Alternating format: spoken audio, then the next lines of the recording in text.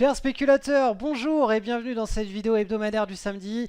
On va faire le point sur les cryptos là. Alors là, cette semaine, boum, ça a été la grosse raclée. Je vous l'avais expliqué la semaine dernière, on était dans une zone de contraction des prix. Il y avait un mouvement qui pouvait se déclencher assez rapidement. Par nature, je suis optimiste, je vais vous expliquer tout ce qui s'est passé en fait cette semaine et comment un spéculateur professionnel doit vraiment cadrer son mindset pour toujours voir dans une seule direction et pas dans une autre. Et vous allez voir, vous allez comprendre pourquoi. Parce qu'il y a une anomalie, il y a un avantage statistique à persévérer, à rester optimiste, à voir les choses du côté optimiste. C'est pas parce que vous êtes optimiste que vous intervenez, que vous prenez des paris haussiers. Il y a un moment pour tout. Mais le fait de rester optimiste, je vais vous l'expliquer en début de vidéo, pendant la revue sur les cryptos, ça va vous permettre bien, de décupler tout simplement vos gains. Deuxième partie de la vidéo, on parle des opportunités en bourse. Il y en a pas mal. En ce moment, on sent qu'on est en train de sortir de cette morosité qu'on a eue depuis le début de l'année sur les indices boursiers et sur les actions. Et voilà, tout ça est expliqué dans la vidéo. Dernière chose, je voudrais vraiment vous remercier infiniment pour tous les likes que vous avez mis sur la vidéo de la semaine dernière et pour tous les commentaires. On a eu plus de 770 likes, alors que d'habitude j'en ai à peine 150 ou 200. Donc si vous pouviez continuer à m'encourager pour créer cette vidéo, ça permet aussi à la communauté de la voir la vidéo, ça la rend un petit peu plus visible. Donc j'ai vraiment besoin de vous chaque semaine sur ce coup-là pour mettre un petit like et tout simplement mettre un commentaire. Donc allez, c'est parti pour la vidéo de cette semaine. Vous allez voir, je vous réserve des choses très très intéressantes, notamment en dernière partie de vidéo qui est la partie pédagogie et qui vous apprend vraiment à spéculer et à créer de la rentabilité et du patrimoine grâce à la bourse et surtout de vous délivrer de ce côté un petit peu gambling, joueur de la bourse casino qu'ont absolument tous les débutants et 95% d'ailleurs des spéculateurs qui font ça depuis des années, ce sont des joueurs. Donc je vous permets, grâce à la troisième partie de la vidéo hebdomadaire à chaque fois, de vous délivrer de ces chaînes du jeu pour entrer dans le mindset et dans la psychologie d'un spéculateur professionnel. C'est moins sexy, mais voilà, il faut savoir ce qu'on veut dans la vie. Est-ce qu'on veut juste jouer et s'amuser à cramer son compte et son argent, ou est-ce qu'on veut construire de gros et être très important sur le moyen long terme? Voilà, je vous laisse face à cette question avant d'attaquer la vidéo du samedi. Oups, dernière petite chose avant de commencer, j'ai oublié de vous dire, j'ai publié un article sur le blog et si Warren Buffett s'était complètement trompé, si vous ne l'avez pas vu passer, n'hésitez pas à vous inscrire à notre club de traders, c'est gratuit, donc là ici vous avez un bouton sur e-devenirtrader.com et cet article c'est vraiment, voilà, vous allez voir, ça va très très très loin dans les détails. Moi j'ai l'impression, je sais pas, que les grands discours de Warren Buffett sont un peu en gros canular et vous allez voir que j'ai mené une étude très détaillée en me posant la question de pourquoi et pourquoi est-ce que Warren Buffett nous dit ça, pourquoi est-ce que Warren Buffett pense comme ça et pourquoi est-ce que du coup tous les investisseurs du monde entier prennent pour vérité absolue ce que nous dit Warren Buffett. Donc je me suis tout simplement posé la question du pourquoi et est-ce que c'est vraiment pertinent ou pas. Et vous allez voir qu'il y a une chose qui est vraiment extrêmement pertinente et que toutes les autres, c'est entre guillemets un petit peu de la poudre aux yeux. Donc vous allez découvrir la vérité sur Warren Buffett, la vérité cachée sur Warren Buffett. Le lien de cet article étant descriptif de cette vidéo. Allez, on est parti pour notre petite revue hebdo sur les cryptos. Cette semaine, on va faire rapidement Bitcoin et Ethereum, tout simplement parce que y a rien de très intéressant encore une fois. Alors, la semaine dernière, je vous expliquais qu'ici, on était dans une figure chartiste qui se resserrait de plus en plus et qu'à l'issue de cette figure chartiste, un mouvement d'ampleur pouvait se déclencher, un mouvement d'ampleur à l'échelle de la base dans laquelle on évolue, dans le gros range. On pouvait avoir au sein de ce range une grosse vague d'amplitude. Alors moi j'ai toujours un biais optimiste, tout simplement parce que on a une anomalie mathématique à trader les marchés à la hausse plutôt qu'à la baisse. Vous le savez, à la hausse, un actif financier peut prendre 100%, 200%, 500%, 1000%, 1500%. Donc on peut démultiplier sa mise quand on trade à la hausse. Par contre, quand on trade à la baisse, on ne pourra jamais faire plus de 100% de gain sur son pari. Sauf si bien sûr on prend du levier, mais là on est en mode bourse casino et c'est pas du tout le genre de choses qui nous intéresse. Donc tout simplement, quand vous spéculez sur les actifs financiers, n'essayez pas de shorter, c'est-à-dire n'essayez pas de jouer les baisses des marchés. La plupart du temps, ce sont des baisses qui sont brèves, erratiques, sur lesquelles eh bien, votre risque-reward, c'est-à-dire ce que vous êtes prêt à perdre par rapport à ce que vous êtes prêt à gagner, eh bien, est trop faible. Ça n'en vaut pas la peine. Risquer 1 pour gagner 2, même risquer 1 pour gagner 3, à mon sens, c'est une hérésie quand on peut risquer 1 pour gagner 10, 15 ou 20. Donc, en partant de ce postulat que tous les spéculateurs rentables ont, eh bien tout simplement s'amuser à jouer les baisses et encore plus les baisses à très court terme comme ça n'a aucun sens. Si vous voulez vous amuser, si vous voulez faire de la bourse casino, bien sûr, vous pouvez bien vous éclater avec ça, mais c'est pas comme ça que vous allez eh bien dégager une performance qui sera régulière mois après mois ou en tout cas année après année. Donc bref, qu'est-ce qui s'est passé? On a eu la cassure par le bas, moi j'aurais souhaité la cassure par le haut, on l'a pas eu. Simplement, le scénario qui était donné, c'est que si on cassait par le bas, boum, on se redirigeait vers ici, un support historique. Alors regardez ce support, il a été travaillé ici, ici, et là on arrive à nouveau dans cette zone. Alors je vais vous enlever, voilà, la ligne. Donc, eh bien là, tout simplement, on est dans une zone stratégique d'accumulation pour les acheteurs. Donc là, vous le voyez, on a un énorme triangle chartiste qui est en train de se former. Donc tout simplement, là, à court terme, la probabilité, c'est que on vienne consolider sur les niveaux actuels et qu'ensuite on effectue un rebond vers le haut du triangle. Alors, je vais retirer un petit peu tout ça puisque maintenant, c'est du passé, ça ne sert plus à grand chose. Voilà. Et là, je vais vous mettre en avant les hauts du triangle chartiste. Voilà. Comme ça, c'est assez clair. Donc voilà, on est toujours loin pour le moment de notre scénario d'un nouveau cycle de hausse sur le Bitcoin et du coup par effet domino sur tout le marché des crypto-monnaies. Mais voilà, rien n'est perdu, on est toujours voilà, sur un énorme support historique. Il faut simplement du temps pour que ça se décante.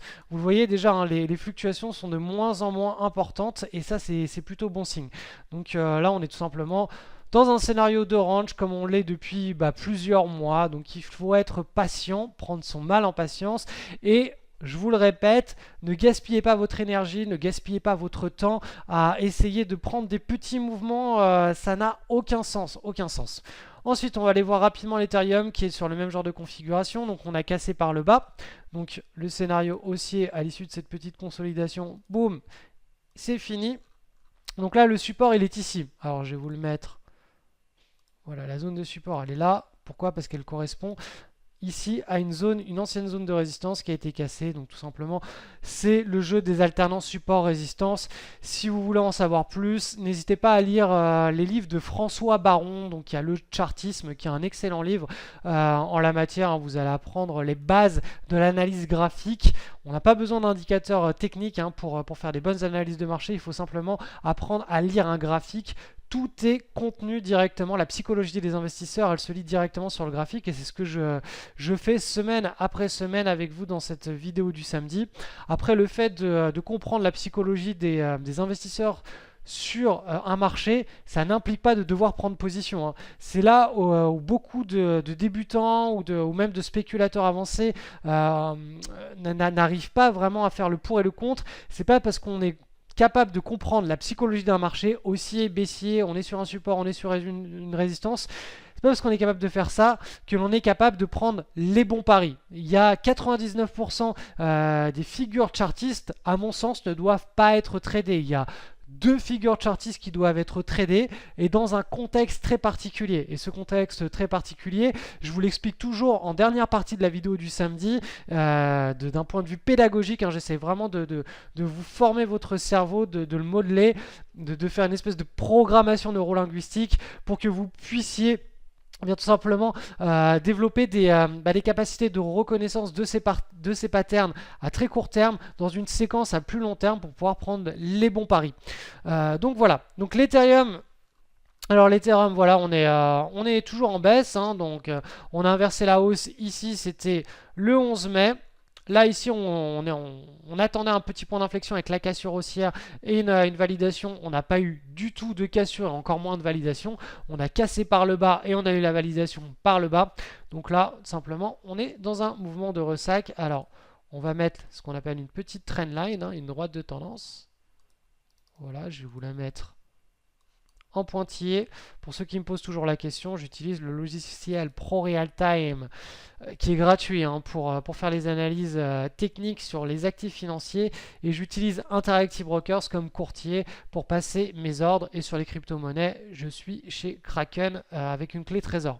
Donc voilà, quand on aura cassé par le haut déjà cette dynamique, cette droite baissière, quand on l'aura cassé par le haut, ça signifiera que enfin, à court terme, hein, depuis le mois de mai, la petite tendance baissière au sein de l'énorme range, hein, eh bien, elle est terminée et on pourra ensuite eh bien, voir anticiper voilà, un retour vers le haut du range. Donc pour le moment, tout simplement, ça va se jouer autour du support. Donc voilà, ça va se jouer dans cette zone-là. Et ensuite, on verra si effectivement on part à la hausse ou si on a une énorme déconfiture sur le marché des cryptos et on part dans un nouveau cycle baissier. Hein. Donc ça sur le Bitcoin aussi. Hein. Si on casse par le bas cet énorme triangle, ce ne sera pas bon signe du tout. Mais bon, on reste encore une fois optimiste. Voilà, ce sont des actifs qui ont beaucoup plus tendance à évoluer à la hausse sur le moyen long terme qu'à la baisse, de par leur structure et de par l'aspect innovateur que nous propose la blockchain et toutes les crypto-monnaies. Notamment, voilà, ça attire beaucoup de spéculateurs. De plus en plus de fonds spéculatifs sont en train de se créer autour des crypto-monnaies. Alors, ils ne se créent pas forcément dans des juridictions qui sont ultra régulées comme la France, comme les États-Unis. Voilà, tous les investisseurs, tous ceux qui créent des fonds spéculatifs sont obligés de s'expatrier dans des juridictions qui sont un petit peu plus souples vis-à-vis de ce genre de nouveautés. Et je sais qu'à l'île Maurice, en ce moment, il y a beaucoup de fonds de spéculation qui sont en train de se créer autour des crypto-monnaies. Allez, on va passer maintenant à l'étude de notre sentiment de marché sur les indices boursiers. On commence par le DAX, notre indice allemand. Donc là, on est passé en unité de temps hebdomadaire. Une barre est égale à une semaine complète de cotation. Donc cette semaine, vous voyez, petite hausse. On est toujours dans notre scénario assez classique. Hein, je vous l'avais dit, on est dans depuis plusieurs semaines, on est dans une petite consolidation. Voilà, là, en principe, on devrait continuer, voilà, à la maturer et ensuite assister à la cassure haussière. Et là, si on la mature bien longtemps, au final, le signal du bull market, il pourra avoir lieu éventuellement ici. Voilà. Si là on mature bien et que boum, on part à la hausse, on aura notre fameuse, je vous en parle depuis des semaines et des semaines de ça, hein. Vous pouvez regarder les vidéos YouTube ou sur mon blog depuis toutes les vidéos du samedi depuis des semaines. Je vous en parle de cette fameuse consolidation là qui doit avoir lieu avant les plus hauts historiques ou sur les plus hauts historiques et ensuite avoir la cassure en hebdomadaire pour déclencher un nouveau bull market, un nouveau marché haussier de plusieurs trimestres. Donc voilà, on est toujours on reste toujours optimiste. Hein. De toute façon, les indices boursiers sont construits pour monter à long terme. Hein. Je vous rappelle que les mauvaises entreprises, celles qui ne font plus partie de l'économie réelle, et bien tout simplement, elles sont sorties mois après mois de l'indice. Et l'indice intègre mécaniquement les nouvelles entreprises qui sont représentatives de l'économie actuelle et donc de l'économie du futur. Et donc tant que l'homme sera ce qu'il est, c'est-à-dire en train de créer et d'innover et de faire des nouvelles choses, eh bien les indices boursiers implicitement ils monteront à long terme. Et voilà la trace par exemple des compagnies de chemin de fer, elle a été faite dans l'histoire. Hein. Vous regardez un graphique du SP500 ou du Dow Jones en début de siècle dernier, vous voyez que cette trace du cycle haussier sur les indices, elle a été faite par des entreprises de chemin de fer et qu'actuellement la trace de la hausse des indices boursiers que l'on voit actuellement sont faites par des entreprises qui sont des valeurs technologiques la plupart du temps. Donc vous voyez que vraiment chaque cycle a son histoire et que si cette histoire elle reste ancrée mais qu'on ne l'efface pas, on n'efface pas une hausse qui a été faite sur un cycle parce que les entreprises ne font plus de profit. Non, cette hausse, elle reste ancrée dans l'histoire. On retire petit à petit, l'indice éjecte petit à petit les entreprises qui ne font plus de profit et qui sont obsolètes pour en intégrer les nouvelles. Et c'est pour ça que eh bien, les indices boursiers ont un caractère entre guillemets inflationniste, c'est-à-dire qu'ils ont tendance à monter sur le très très long terme tant que l'être humain, eh bien sûr, pourra s'exprimer dans toute sa créativité et dans toute son innovation. Bref, revenons à nos indices. Le CAC 40, petite et moyenne capitalisation, là pareil, hein, on est en train de ranger. On est toujours dans la petite consolidation. Donc là, je vais ajuster un petit peu. Hop. Le scénario, là j'espère que ça va pas partir directement, j'espère que ça va un petit peu voilà maturer et qu'ensuite on va partir le plus longtemps, on concentre l'énergie comme ça là dans un petit range et le plus fort quand on a le mouvement qui part et le plus fort est et le mouvement est le plus fort quand il part. On l'a vu hein, sur le Bitcoin cette semaine, on ne savait pas si ça allait partir par le haut ou par le bas, mais on savait juste qu'on avait vraiment concentré toute l'énergie entre deux petites zones et que bah, du coup quand ça part, hein, quand l'élastique se détend, boum, ça part très fort. Ensuite le CAC 40 avec dividende brut réinvesti, hein, idem, on est là dans une petite consolidation et quand on cassera par le haut, ça devrait, enfin si on casse par le haut, hein, je vous rappelle que j'ai un caractère très optimiste et que c'est le caractère que vous devez avoir déjà de manière générale dans votre vie et d'autant plus sur les marchés financiers parce que je vous l'ai expliqué pendant le petit débrief sur les cryptos, on a un avantage mathématique. Hein. Ensuite, donc voilà, on est toujours dans cette petite zone d'orange. Si ça casse par le haut, ce sera très très bon signe pour la deuxième partie de l'année 2018.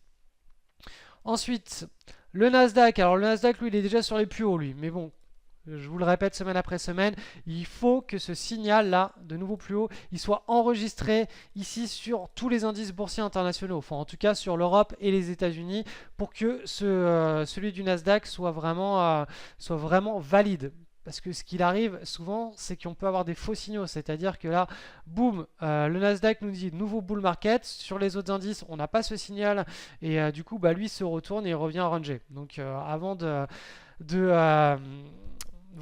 arriver à cette conclusion, il faut vraiment que sur les autres indices boursiers, on soit dans le même genre de situation. Le SP500, idem, hein, là, la semaine dernière, on a cassé à la hausse cette petite consolidation. Donc là, on se dirige tranquillement vers le haut du range. Hop là. Ici. Donc voilà, donc le bilan sur les indices boursiers, on reste toujours optimiste, on est toujours dans une zone de range, hein. On effectue le rebond au sein du range, donc on n'est pas dans un marché haussier encore, on est toujours dans un range, donc ça signifie une chose. Tout ce que je vous ai expliqué là en fait, hein, ce débrief du sentiment de marché sur les indices boursiers, ça sert à une chose, à établir votre money management. Vous avez une échelle de money management qui correspond au niveau du capital que vous avez sous gestion et à votre niveau de tolérance au risque, hein, c'est-à-dire à la volatilité de votre portefeuille.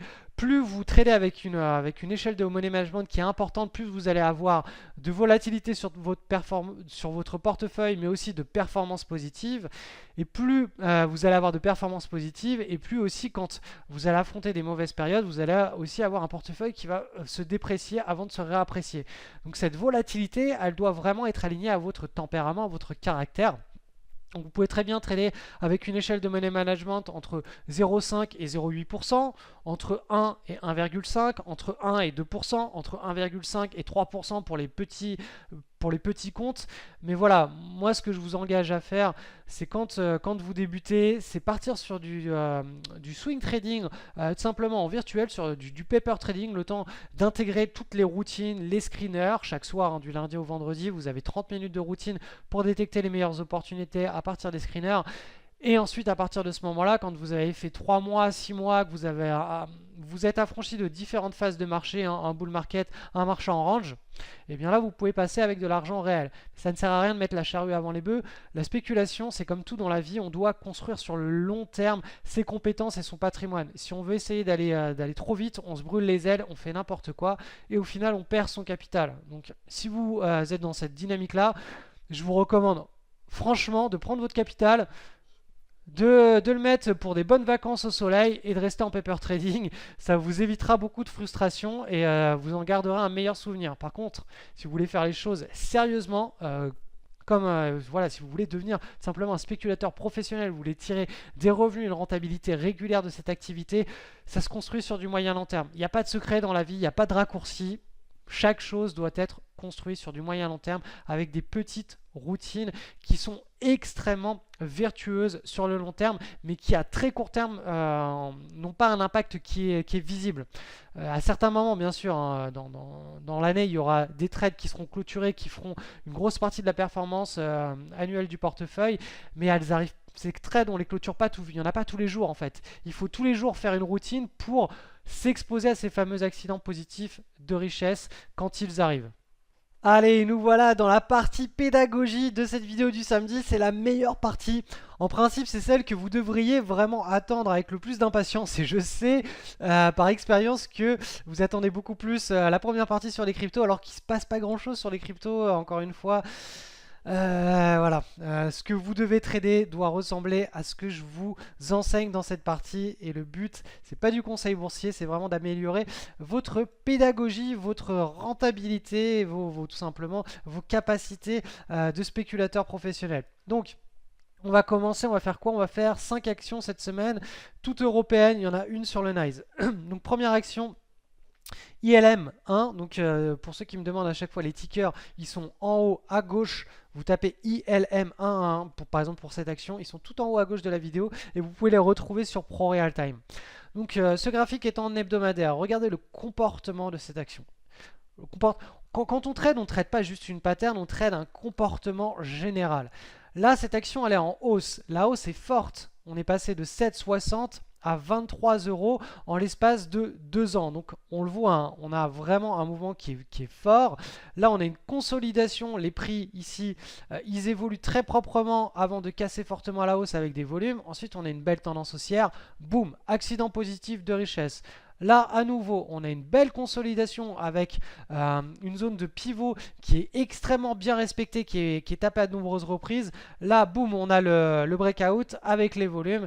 Et là, on a la validation, comme je vous l'expliquais pour le Bitcoin la semaine dernière. Une validation, c'est là on a le signal. La validation, c'est quand les prix commencent à évoluer au-dessus pendant plusieurs séances, pendant plusieurs jours en tout cas.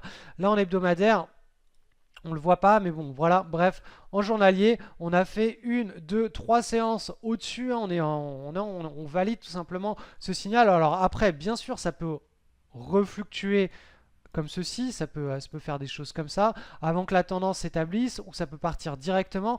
Ça nous importe peu. Nous, tout ce qu'on veut, c'est s'exposer à un accident positif de richesse. Après, peu importe ce que les cours vont faire derrière, nous, on veut simplement s'exposer sur les meilleurs paris. Et sur ces meilleurs paris, il y en a qui vont marcher, il y en a qui ne vont pas marcher. Mais en tout cas, ceux qui vont marcher, ils auront un potentiel de hausse qui seront vraiment hors du commun. Et ceux qui ne vont pas marcher, ce sera simplement des toutes petites pertes qui vont être enregistrées. Donc voilà, ça c'était la première action avec la validation dès lundi qui s'est faite.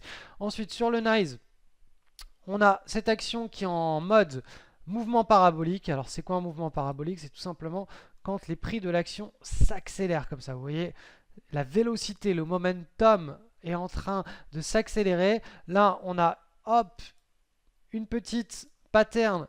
Alors, elle est davantage en journalier, hein, celle-ci. Donc, je passe en journalier. Et là, vous voyez qu'on a ce qu'on appelle une tasse avec une anse. L'anse, elle s'est formée ici, là, tac, tac. Et là, on a eu les volumes en augmentation. Là, on a eu le breakout, donc qui s'est effectué juste ici avec un premier volume en augmentation. Là, on a eu la validation, à nouveau validation. Donc là, ça c'est davantage du swing trade en daily. C'est pas la plus belle opportunité de swing trade en daily, mais ça fait partie des cas assez classiques, le genre de choses que l'on peut prendre. Alors là, je sais qu'il y en a qui vont me dire, oui mais Cédric, on aurait très bien pu identifier ce trade ici. Et oui, vous auriez très bien pu identifier ce trade ici, prendre la position sur les niveaux ici, et être en train déjà de surfer la tendance. Effectivement, ça marche très bien aussi comme ça. Pourquoi? Parce que vous aviez une tasse avec une anse, et vous voyez que cette anse, elle était vraiment très très resserrée. Là, on est resté sur des niveaux de pivot. Hop. Donc du coup, on pouvait étendre cette tasse avec cette anse et à nouveau le comptabiliser ce breakout. Il y a pas, c'est pas une science exacte l'analyse technique. C'est simplement des zones de prise de position qui sont favorables à un scénario. C'est-à-dire un scénario où on peut avoir une puissante hausse et si la puissante hausse ne se met pas en place, et bien tout simplement on va couper très rapidement la position avec une petite perte. Ensuite, Bélier. Alors Bélier, regardez cette action. Elle manque cruellement de liquidité. On le voit ici hein, dans la pattern. On a par exemple ici, là on a un point de... Alors là il y a eu des volumes, mais il s'est rien passé de très fort sur la journée du... Alors hop, la journée du 18 mai, il y a eu absolument aucun échange. Donc je pense que c'est juste d'une main à l'autre. Il y a eu une transaction dans la journée où les titres se sont échangés d'un accord comme un accord entre deux gérants de portefeuille. Sinon il n'y a pas eu de fluctuation. Et en fait, il y a pendant toute la pattern, là ici qui s'est construite, on voit quand ça ouvre et que ça ferme là, que ça ouvre et que ça ferme là, que ça ouvre et que ça ferme là, ça c'est un signe que le carnet d'ordre il est creux, qu'il y a beaucoup de distance entre les acheteurs et les vendeurs, qu'il y a très très peu de transactions qui se font, donc ça met en avant le fait qu'il n'y ait pas beaucoup de liquidité.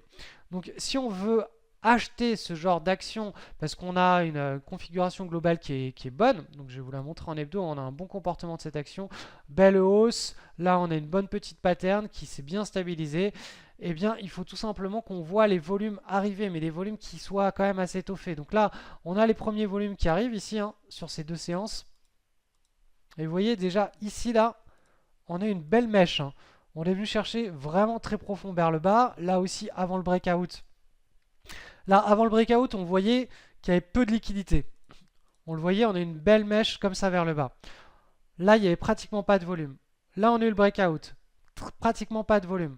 Donc là, on se dit, ok, il n'y a pas de volume. Les opérateurs peuvent venir, les grosses mains peuvent venir manipuler comme ils le veulent le cours. Hein, ils l'ont déjà prouvé ici. Et là, la pattern nous a prouvé qu'elle avait peu de liquidité. Donc nous, on ne va pas vouloir prendre position sur ce genre de titre tant qu'on n'a pas eu la preuve par A plus B, hein, par l'arrivée massive des volumes, qu'il y a vraiment du monde sur le titre. Et à partir du moment où il y a vraiment du monde, et bien là, il n'y aura plus vraiment de manipulation de marché qui sera possible. Donc tout simplement, même si on a le signal, on prendra pas la position même sur une validation. Donc là on a le signal, les cours sont pas validés, ça évolue pas au-dessus. Là on a les volumes qui commencent un petit peu à arriver. Vous voyez que là on a eu une deuxième manipulation de marché, boum, ils sont venus chercher très bas, se servir très bas. Ça arrive, c'est toujours la même chose. Quand on a des titres qui sont peu liquides, les gens viennent se servir directement sur les marchés. Hein. Les grosses mains viennent manipuler. Donc voilà, là ce qu'il faut faire tout simplement, c'est attendre que les volumes vraiment arrivent massivement. Il faut vraiment que ça s'étoffe, il y ait beaucoup de volume pour pouvoir estimer que eh bien, les gens qui manipulent ne pourront plus manipuler tout simplement. Et là on pourra commencer à envisager prendre une position. Mais si vous avez une très belle pattern et que ça manque de volume, moi je vous recommande vraiment de rester en dehors du marché pour tout simplement éviter ce genre de manipulation. Parce que là, pour le coup, ils n'ont pas été cherchés trop bas, mais ce genre de mèches, ils peuvent les amener vraiment très basses. Hein. C'est-à-dire que voilà, ça peut faire un truc comme ça. Hein. Ça peut descendre jusque là, remonter et même terminer la journée en hausse. Hein. Ça, je l'ai vu, mais des quantités de fois astronomiques chez les titres trop peu liquides. Donc pour ces raisons, moi dans notre communauté, dans l'école, on a des techniques pour éviter les manipulations de marché même quand on entre sur des titres peu liquides, mais de manière générale, n'entrez pas dessus. Allez, deux derniers titres assez rapides. Alors celui-ci, c'est un trade déjà en hebdo depuis, ça fait pas mal de temps qu'on est en position là-dessus. Donc là, on a une deuxième opportunité, c'est du swing trade daily. On avait une belle petite taille de base. Hein. Vous voyez que les cours sont vraiment bien resserrés à l'échelle de ce graphique. Les cours sont bien resserrés, ils sont tout en haut. Donc c'est entre la taille séance et la taille de base. On a eu le breakout qui s'est effectué mardi avec des volumes. Donc voilà, ça c'est du swing trade daily assez classique. Allez, dernier titre de la semaine, je vous le présente, Guillemot. Pour moi, il est trop chaotique ce titre. Je vais vous expliquer pourquoi. Alors déjà, il a un très bon comportement historique, hein. C'est un titre qui est issu d'une large base ici. Ensuite, on a eu à nouveau une pattern. Donc, vous voyez, marché baissier, large base. On s'extrait de la large base ici. Boum. On a une première pattern de consolidation ici. Prise de position, accident positif de richesse. À nouveau, là, on a une consolidation en tas séance. À mon sens, la tas séance, elle est un petit peu profonde. C'est pas, pour moi, voilà. On a vraiment beaucoup comme ça, voilà. On est venu vraiment beaucoup consolider. On a vraiment beaucoup retracé, surtout que là, on a une pointe ici. Donc là, c'est pas la plus belle tas séance du monde. C'est pas la Miss Monde, c'est pas la plus belle pattern que vous pourrez trouver sur les marchés. Pour ces raisons-là, moi je préfère rester en dehors, mais voilà, il faut vraiment reconnaître que le comportement historique de cette action, il est vraiment excellent. On peut avoir un accident positif de richesse sur cette action, hein, concrètement. Là, bon, on a eu le breakout, les volumes, tout est propre, hein, sur cette action. On passe en journalier. On a les volumes qui arrivent ici, validation des volumes ici. Voilà, le seul bémol, c'est qu'on est... en fait, dans l'idéal, on aurait voulu que cette tasse-là, que vous voyez ici, elle se fasse avec beaucoup moins d'amplitude, qu'elle se fasse, voilà, en restant davantage sur ces niveaux-là plutôt que sur ces niveaux-là. Ça aurait été idéal. Et là, on aurait eu vraiment quelque chose d'intéressant. Mais bon, c'est pas le cas. C'est pas une source exacte, encore une fois. Et nous, on essaye vraiment de s'approcher des patterns les plus purs. Parce que les patterns les plus purs, les plus propres, c'est celles qui traduisent, qui trahissent un bon comportement de marché avec le plus de clarté, tout simplement. En descriptif de cette vidéo, je vous ai mis un lien. C'est l'article que je viens de publier cette semaine sur le blog. Et si Warren Buffett s'était complètement trompé. Imaginez que l'un des hommes les plus riches du monde nous ait complètement berné et que toute sa stratégie d'investissement ne soit qu'un gros canular. Alors bien sûr, c'est un titre qui est assez, on va dire, transversal, qui est assez violent, mais dans cet article, vous allez découvrir vraiment des choses extrêmement intéressantes sur comment fonctionnent les marchés, le véritable secret de la fortune de Warren Buffett. Ça, on va vraiment mettre ça en avant avec un outsider, Walter Schloss, qui pratique le value investing, et vous verrez que la concentration et le fait de connaître le business model d'une entreprise, qui sont vraiment les deux. Voilà, Warren Buffett, il fait du value investing, de la concentration de portefeuille, et il veut connaître absolument le business model d'une entreprise en allant sur place, rencontrer les managers, les dirigeants, et se rendre compte de ce que vaut et ce que fait l'entreprise. Et le value investing, c'est qu'il veut tout simplement acheter par exemple 0,5 centimes une action qui en vaut 1. Donc une action qui est cotée sous le marché en dessous de sa véritable valeur. Donc Warren Buffett, il ne fait pas d'anticipation sur l'avenir, il achète simplement un actif moins cher que ce qui vaut normalement au prix du marché. Donc voilà, ça c'est sa stratégie, et il parle toujours de concentration et de business model, le fait de connaître le business model. Et on va voir que Walter Schloss, qui provient exactement de la même école que Benjamin Graham, hein. Benjamin Graham, c'est celui qui a enseigné à Warren Buffett et à Walter Schloss à investir en bourse. Vous verrez qu'ils ont deux approches complètement opposées, et que du coup, la véritable clé, le véritable secret de richesse de Warren Buffett n'est pas là où vous le croyez. C'est pas du tout là où la plupart des gens pensent qu'il est. Donc je vais vous expliquer tout ça dans cet article. C'est vraiment un papier qui est assez dense. Alors je vais vous lire simplement l'email que j'ai envoyé. Ça vous donnera peut-être envie de lire un petit peu ce week-end. Alors, si vous aimez Warren Buffett, l'étude que j'ai menée va remettre pas mal de choses en question. La qualité fondamentale de l'être humain, c'est sa faculté à tout remettre en question. Les espèces vivantes qui nous entourent interagissent au premier niveau. Elles sont codées génétiquement pour construire des nids, des barrages, migrer à travers les saisons, chasser et tout simplement interagir au niveau basique du vivant, à savoir la survie. L'être humain, lui, est câblé génétiquement avec une capacité de deuxième niveau. Il se pose la question de pourquoi. Pourquoi les choses ou les séquences s'organisent ainsi? Le fait d'avoir cette faculté ne veut pas dire que nous l'utilisons, loin de là. Si on reste devant la télé toute la journée, on va pas beaucoup se poser la question du pourquoi est-ce que les choses nous arrivent. Et d'ailleurs, c'est un peu le mal de notre société. Nous sommes tellement absorbés par un rythme de vie effréné qu'il nous est difficile de nous poser quelques instants et de réfléchir au pourquoi de nos actes et de nos croyances. Aujourd'hui, j'ai donc décidé d'appliquer le pourquoi à tous les postulats que prêche notre fameux Warren Buffett international. Nous allons voir si le secret de sa richesse est lié ou non à ces trois piliers, à savoir investir en concentrant son portefeuille, utiliser exclusivement l'approche value et la nécessité de découvrir physiquement les entreprises pour comprendre leur business model. Un outsider du nom de Walter Schloss, le frère jumeau caché de Warren Buffett, va venir bousculer toutes les croyances buffettiennes que les investisseurs du monde entier ont pris pour vérité absolue. Donc je vous encourage vraiment à lire cet article, c'est de la bombe, vraiment. Voilà. Nico, qui est le success manager de notre communauté, m'aide à trouver des infos, à écrire les articles, etc. Celui-ci, il y a vraiment énormément de choses super intéressantes et ça va vous faire un effet waouh quand vous allez lire cet article. J'essaierai de le transférer en vidéo la semaine prochaine. En tout cas, quoi qu'il en soit, si vous ne recevez pas les emails, simplement allez sur mon blog et inscrivez-vous quelque part. Il y a des newsletters, donc allez ici, rejoindre gratuitement notre club de traders et là vous recevrez les emails, les articles quand ils sont publiés et des choses que vous ne voyez pas forcément si vous n'êtes pas inscrit à la newsletter et à notre club privé de traders qui est 100% gratuit.